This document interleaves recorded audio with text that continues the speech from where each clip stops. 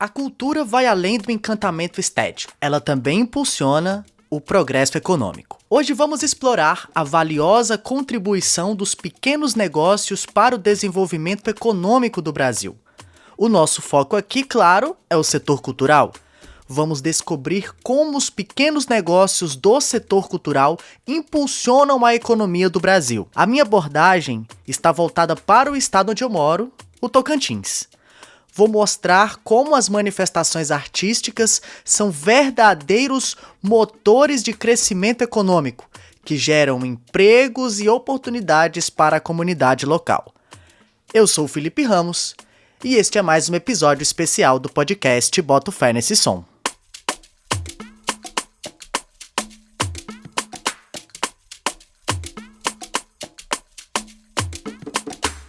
Primeiramente, vamos entender o que é uma pequena empresa. Pequena empresa é aquela que tem faturamento anual de até 4,8 milhões de reais por ano, ou emprega de 10 a 49 pessoas no comércio e serviços, ou de 20 a 99 pessoas na indústria. No acumulado deste ano, dos 326.356 novos empregos gerados, 83% foram nas micro e pequenas empresas. Os dados são do Serviço Brasileiro de Apoio às Micro e Pequenas Empresas, o SEBRAE, com base nos dados do Cadastro Geral de Empregados e Desempregados, o CAGED. Neste cenário de amplo domínio dos pequenos negócios na geração de emprego, onde entra o setor cultural? Recentemente, o Observatório Itaú Cultural lançou a plataforma de mensuração do PIB da economia da cultura e das indústrias criativas no Brasil, o ESIC. Esta plataforma confirmou que o setor tem uma participação significativa na economia nacional. O levantamento levou em conta os salários dos profissionais, os lucros das empresas, os rendimentos diversos de empresas e pessoas. Em 2020, ano mais recente com dados disponíveis, os setores de produção artística, patrimônio e economia criativa movimentaram cerca de 230 bilhões de reais, representando 3,11% do Produto Interno Bruto Nacional. Naquele ano, a participação foi maior, por exemplo, do que o setor automotivo, que representou aí cerca de 2% do PIB. Em 2020, os setores criativos empregaram cerca de 7,4 milhões de trabalhadores. Esses dados que eu acabei de citar podem ser vistos num editorial muito bem feito pelo Estadão. Eu vou deixar o link do texto na descrição deste episódio para você ler depois. Agora vindo para a realidade do Tocantins. Vou passar alguns dados sobre tipos de pessoas jurídicas que são da área cultural. De acordo com dados da Junta Comercial do Tocantins, a Juscetins, temos hoje com cadastro ativo no estado 127 empresas que fazem gestão de espaços para artes cênicas, espetáculos e outras atividades artísticas. 20 organizações associativas ligadas à arte e à cultura, 344 empresas de produção teatral, 1.764 empresas de produção musical, 226 na área de produção de espetáculos de dança e 69 de espetáculos circenses. Então a gente fala assim, hoje você vai, as nossas timelines estão recheadas de foto, de imagem, de pintura. Vivemos com o streaming que é produzido, são filmes, são séries, são atores, são músicas. A gente tem os apps de música, a gente consome arte o tempo todo. Este que você ouviu é o artista plástico Eupídio de Paula. Ele trabalha com pintura, desenho, escultura, grafite e artesanato, produzindo joias e biojoias. Hoje ele tem o seu próprio ateliê em Palmas. Eupídio fala conosco sobre como a arte está presente em tudo na nossa vida. E a arte está tão presente que aí está um grande problema também. Que ter a presença da arte o tempo todo, constante, às vezes torna imperceptível que você está consumindo arte. Uma taça que você bebe, ela foi desenhada por um designer, um sofá que você tem na sua casa, alguém desenhou ele, alguém criou ele artisticamente em um momento. Uma casa, ela é pensada artisticamente, né? Então a gente fala assim, a arte, ela movimenta a economia, né? Não tem como a gente viver separado de arte hoje. A arte está em tudo. Pegando o gancho do Eupídio, o que seria de nós sem a arte durante a pandemia, por exemplo? Período que ficamos isolados em casa. O que seria de nós sem os filmes, a música? E às vezes quando as pessoas falam de cultura, elas lembram apenas ali de uma peça de teatro, da escola, uma coisinha assim, só que elas não se ligam que a indústria criativa da cultura, que envolve a economia da cultura, ela é ampla. Este que você ouviu é o produtor e gestor cultural Cacá Nogueira. E ela gera muitos empregos pelo Brasil afora. Ela vai além dos games, ela passa ali pelos filmes, pelas exposições, pela rádio, pela indústria criativa da moda, que é gigante, né? Todas as roupas que a galera, né, costuma usar é da indústria criativa, a culinária. O Cacá tem mais de 25 anos de atuação na cultura do Tocantins. Hoje ele está à frente da Federação Tocantinense de Artes Cênicas. Formado em administração pública pela Unitins, tem uma especialização em gestão pública, também pela Unitins, e uma outra especialização em gestão de políticas culturais pela Universidade de Girona, na Espanha. Já trabalhou no governo do Tocantins coordenando editais, mas por agora ele quer focar na área de produção cultural, em que ele é ator, diretor de teatro e cinema. O Cacá mostra pra gente um exemplo prático de como a cultura fomenta a economia local. E aí o trabalho que a gente desenvolve está dentro desse complexo da economia criativa, né? Quando eu monto uma peça de teatro, por exemplo, da minha companhia, eu envolvo dezenas de empregos, assim. Às vezes, a gente acabou de fazer um curta-metragem que a gente teve quase 100 empregos diretos envolvidos. Fora aquele indireto, que você contrata ali aquela costureira para fazer um figurino, que também contrata uma outra costureira para ajudar. E uma peça de teatro, quando você coloca ali para apresentar, ela envolve pipoqueiro, ela gera uma pessoa para bilheteria, ou seja, o trabalho da produção cultural ela envolve e gera muito emprego.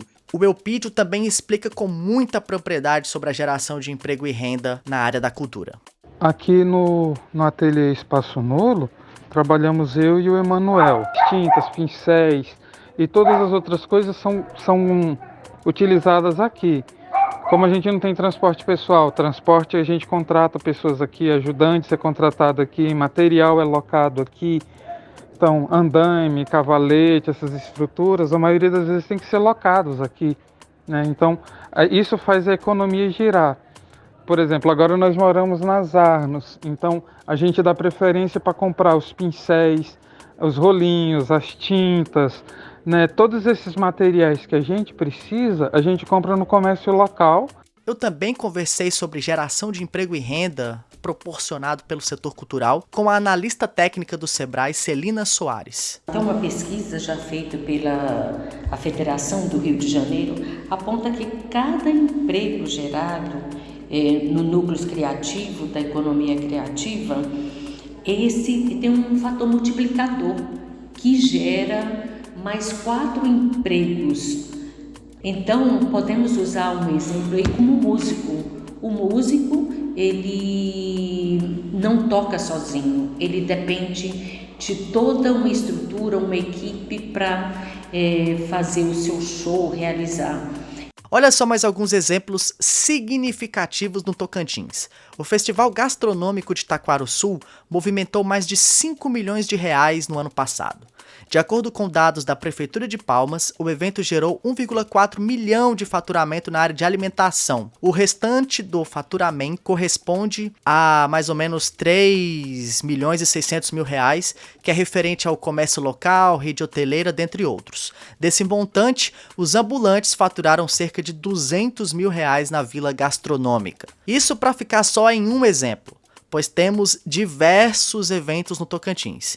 Inclusive, convido você para acessar o calendário cultural do Tocantins no site da Secretaria de Cultura do Estado. O link está na descrição. Temos carnaval, festas juninas, temporada de praia, são eventos que movimentam o estado e geram faturamento aí parecido, até maior que o Festival Gastronômico.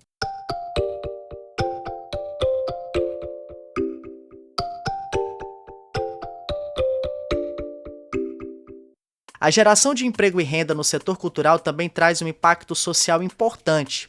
Quem vai trazer um exemplo é a Cíntia Soares, jornalista, atriz e produtora cultural.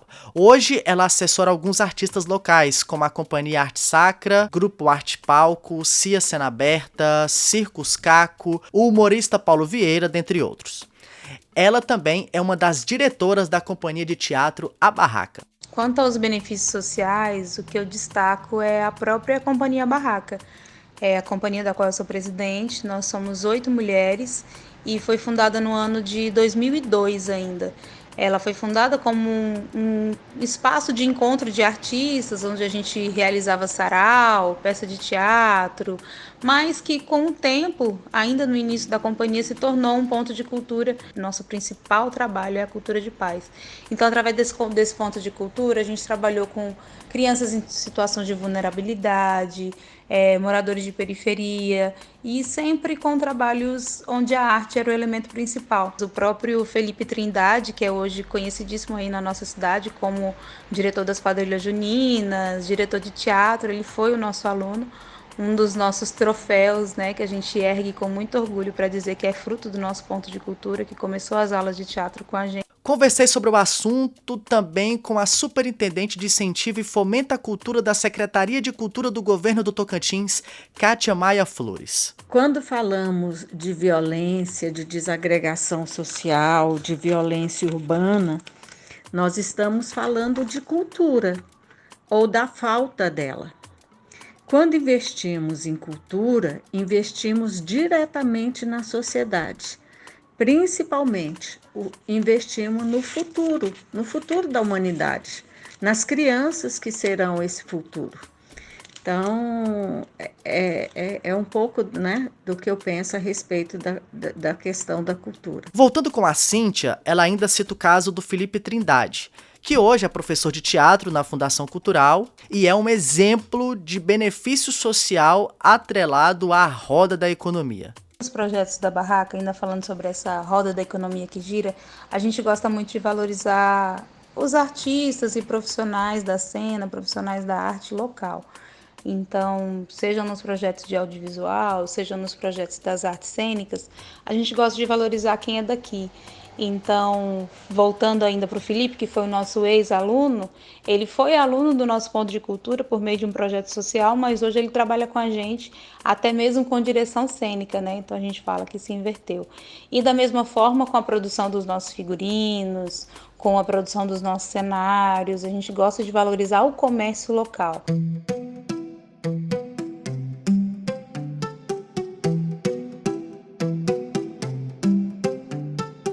A Lei Aldir Blanc, criada para ajudar o setor de cultura a enfrentar a crise durante a pandemia, movimentou mais de 400 milhões de reais no estado de São Paulo, 242 milhões de forma direta e outros aproximadamente 158 milhões de reais de forma indireta, e manteve ou gerou 5.575 postos de trabalho. É o que mostra a pesquisa comandada pela Fundação Getúlio Vargas e encomendada pelo governo do estado de São Paulo, que analisou a movimentação no setor de 3 programas de fomento no ano de 2020. Eu não tenho dados do Tocantins, até porque a Secretaria de Cultura passou por uma transição, só agora que ela é de fato só da cultura, porque houve aí a separação com o turismo, então a gente ainda está carecendo de dados, mas com certeza agora, com a criação da secretaria, teremos mais dados aí para serem divulgados nos próximos meses, nos próximos anos. Mas eu tenho certeza que os números da Lei Aldir Blanc 2020 no Tocantins também são relevantes, pois tivemos uma injeção de 35 milhões de reais aqui no estado. Um dinheiro que salvou muitos artistas atingidos em cheio pelo caos da pandemia. E agora, em 2023, vem a Lei Paulo Gustavo, que vai injetar um recurso aí de quase 4 bilhões de reais na cultura nacional. O Tocantins vai receber quase 42 milhões de reais. A superintendente Kátia Maia explica este novo desafio para o governo. Nós precisamos construir políticas estruturantes para as artes, para a memória, para o patrimônio. Nós também precisamos avançar em relação às parcerias público e privado. Cultura não é gasto, cultura é investimento e é preciso que toda a sociedade se engaje nesse grande movimento. Nós estamos totalmente empenhados em captar os recursos da Lei Paulo Gustavo, da Lei Aldir Blanc, fazer esses recursos chegarem na ponta, nos fazedores, nos produtores de cultura. Essa é uma missão que nós temos como imprescindível e essencial nesse momento. Nós também precisamos estabelecer editais, nossos próprios editais com os recursos do Fundo Estadual de Cultura e que eles sejam regulares, que eles sejam permanentes, que haja um profundo e constante entendimento entre gestão e entre sociedade para fomentar as atividades que são essenciais. E aí que o artista precisa estar preparado. Hoje, o artista necessita ter uma visão empresarial do seu fazer artístico.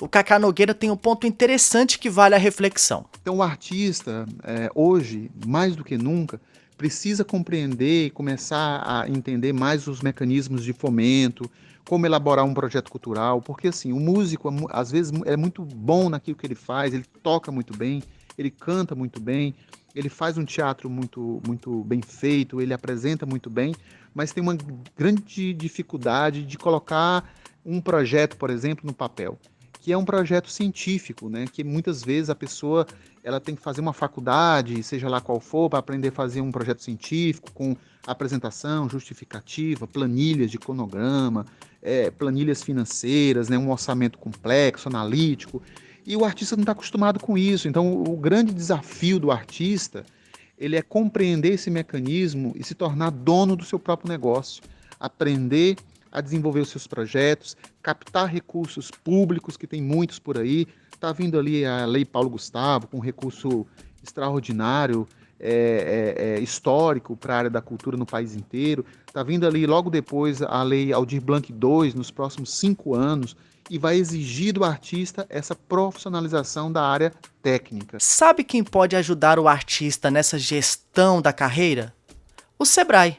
A Celina, analista técnica do Sebrae, fala sobre como o Sebrae pode ajudar nisso. Orientar os empreendedores com soluções para a gestão do negócio, conhecer e aplicar metodologias adaptadas à realidade local, no caso nosso do Tocantins, gerar e disseminar conhecimento. Então o Sebrae está aí, abertura de empresa, talvez tenha alguns empreendedores que não conseguem prestar serviço por não ter, então tem um empreendedor individual, podemos orientar nesse sentido. Temos vários produtos e soluções que podemos estar agregando aí, e um deles pode ser até participar de um produto que o Sebrae tem, chamado Empretec, né? Que todo empreendedor deverá participar, que é muito transformador quem quer gerenciar. E é uma empresa, é um empreendimento e não pode deixar. E a maioria dos empreendedores culturais tem uma grande dificuldade na gestão do negócio.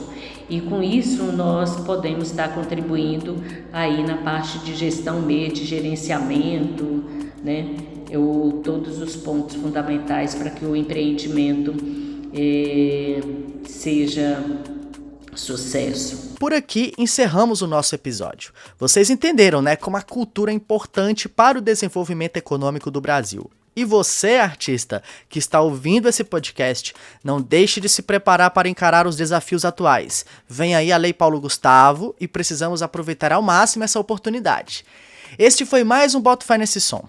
A qualquer momento voltamos com um novo episódio. Até mais!